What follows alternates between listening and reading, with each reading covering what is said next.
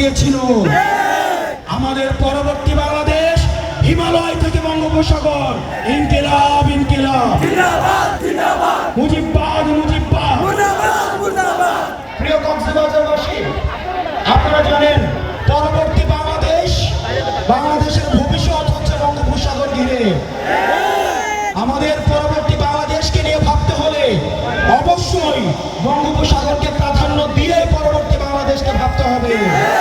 প্রিয় কক্সবাজারবাসী, আপনাদের কক্সবাজার যেমন অপার সম্ভাবনা রয়েছে, ঠিক একইভাবে অনেক সমস্যাও রয়েছে। তার মধ্যে একটা প্রধান সমস্যা ছিল ট্যাবলেট বডি। ট্যাবলেট বডিকে উৎখাত করেছেন, বডিকে উৎখাত করা গিয়েছে। এখন আমাদেরকে লড়াই করতে হবে ট্যাবলেটের বিরুদ্ধে।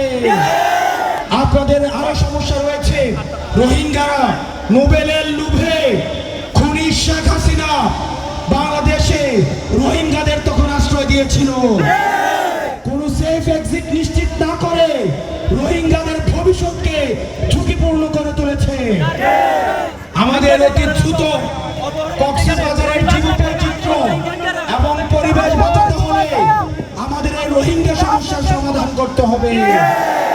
পরবর্তী বাংলাদেশের আমাদের এই পর্যটন শিল্পকে আমাদের প্রসার এবং বিকাশের জন্য যে কোনো ধরনের নীতি নির্ধারণের পর্যায়ে কথা বলতে হলে কক্সবাজার মানুষের সাথে কথা বলতে হবে। এখানের মৎস্য চাষীদের, লবণ চাষীদের যে ন্যায্য হিস্সা সেগুলোকে নিশ্চিত করতে হবে। আমাদের পরবর্তী বাংলাদেশ হিমালয় থেকে বঙ্গোপসাগর, এবং সেটির জন্য আমাদের গঠনমূলক আমাদের কার্যক্রম অব্যাহত রাখতে হবে।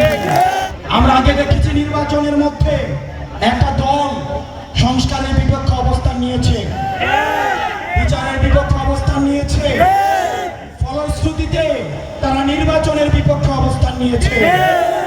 রাষ্ট্রের সুসংহতের জন্য, গণতান্ত্রিক উত্তরণের জন্য একটি গ্রহণযোগ্য নির্বাচনের কোনো বিকল্প নাই।